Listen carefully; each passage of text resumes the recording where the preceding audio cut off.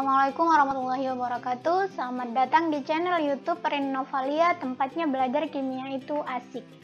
Oke, untuk video kali ini kita akan membahas materi tentang minyak bumi, meliputi proses, komponen utamanya, pengolahannya, hasil, hingga kegunaannya.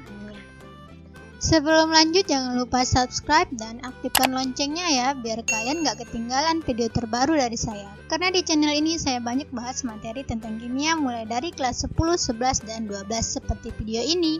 Jadi, buat teman-teman yang baru pertama kalinya ke channel ini, setelah nonton video ini, kalian bisa cek video-video saya sebelumnya, mungkin saja ada informasi yang bermanfaat buat kalian. So, simak terus ya. Oke, yang pertama proses pembentukan minyak bumi. Minyak bumi dan gas alam adalah sisa tumbuhan dan hewan kecil atau jasad renik yang hidup di laut berjuta-juta tahun yang lalu. Pada waktu hewan dan tumbuhan mati, mereka tenggelam ke dasar laut, tertutup lapisan lumpur dan pasir selama bertahun-tahun. Kemudian lumpur dan pasir berubah menjadi batu sedimen. Panas dan bakteri dan berat sedimen yang mengubur jasad renik tersebut pelan-pelan mengubahnya menjadi minyak dan gas alam. Sebagian minyak dan gas alam mengalir ke atas permukaan, sebagian lagi terperangkap di dalam lubang-lubang batu berpori. Di beberapa tempat, gerakan bumi melengkungkan lapisan batu tersebut dan menciptakan perangkap minyak yang sangat besar. Nah, di tempat perangkap minyak inilah kita dapat memperoleh minyak dan gas alam. Untuk penggambarannya kurang lebih seperti ini. Nah, proses pembentukan minyak dan gas alam ya. Jadi jasad renik yang berasal dari hewan dan tumbuhan yang sudah berjuta-juta tahun mati, lalu mengendap.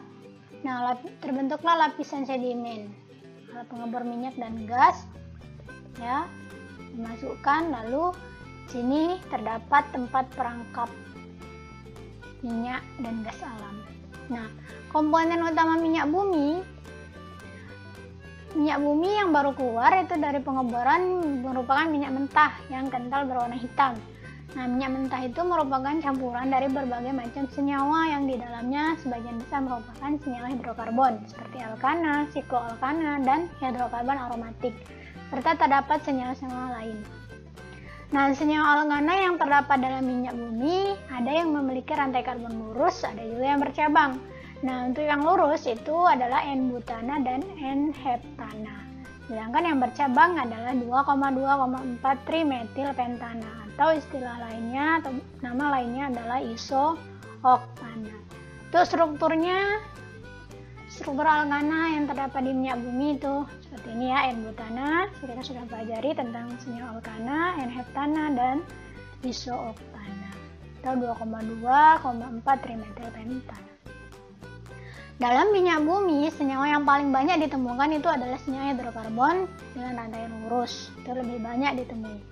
Sikloalkana yang ditemukan dalam minyak bumi itu contohnya metilsiklopentana dan etilsikloheksana. Strukturnya seperti ini ya.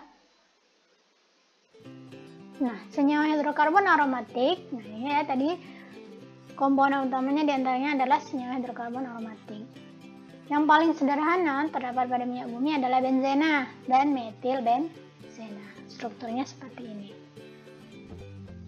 Nah, selain hidrokarbon jenuh, terdapat pula senyawa hidrokarbon tak jenuh, senyawa belerang, dan oksigen serta organologam.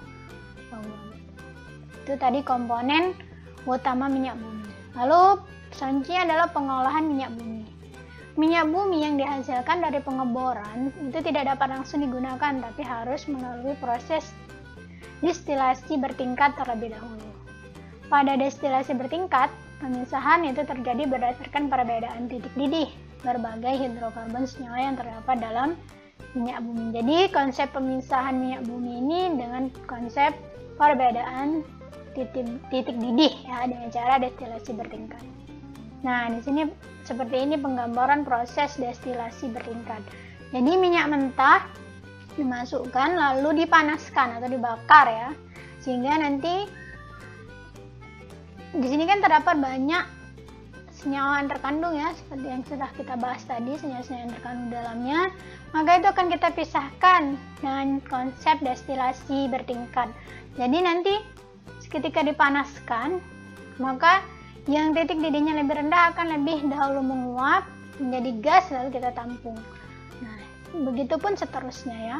Jadi prinsipnya perbedaan titik didih. Jadi yang titik didihnya lebih rendah akan lebih dulu menguap menjadi gas ditampung, begitupun seterusnya. Nah, minyak bumi dipanaskan sehingga berubah menjadi gas dan bergerak melalui sungkup-sungkup. Nah, senyawa karbon yang mempunyai rantai karbon panjang akan mencair pada kolom fraksi di bagian bawah.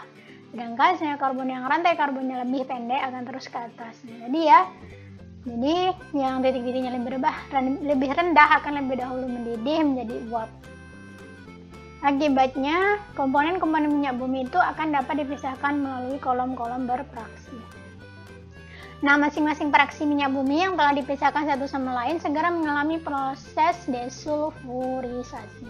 Jadi, gas-gas yang sudah menguap lebih dulu tadi itu langsung mengalami proses desulfurisasi, yaitu penghilangan belerang. Kenapa? Karena belerang itu bisa menyebabkan bau yang tidak enak pada minyak bumi. Nah, minyak bumi yang mengandung kadar belerang tinggi itu jika dibakar akan menghasilkan gas SO2 sehingga meningkatkan pencemaran udara. Nah, hasil fraksionasi minyak bumi dan kegunaannya ini hasil dari proses destilasi bertingkat tadi ya. Ada gas, ada gasolin, ada kerosin, ada minyak diesel, ada minyak mineral, minyak bakar, parafin, dan bitumen. Nah, di sini juga sudah saya lengkapi dengan kegunaannya. Untuk gas itu yang rantai C1 sampai 4 itu biasa digunakan untuk gas LPG, pengisian bahan bakar LPG. Sedangkan gasolin itu bahan bakar kendaraan bermotor. Kerosin itu bahan bakar kompor. Jadi kalau ditanya apa nama senyawa yang digunakan pada bahan bakar kompor, jawabannya adalah kerosinnya. Minyak diesel itu bahan bakar mesin diesel ya, atau solar. Lalu minyak mineral itu minyak pelumas atau oli. Minyak bakar itu kegunaannya untuk bahan bakar untuk industri, kapal laut. Lalu ada parafin itu digunakan untuk lilin. Lalu selanjutnya ada bitumen, itu digunakan untuk aspal jalan atau atap rumah. Oke, sekian penjelasan dari saya tentang minyak bumi ya. Semoga bermanfaat. Jangan lupa share video ini ke teman-teman yang lain. Terima kasih. Wassalamualaikum warahmatullahi wabarakatuh. Salam semangat.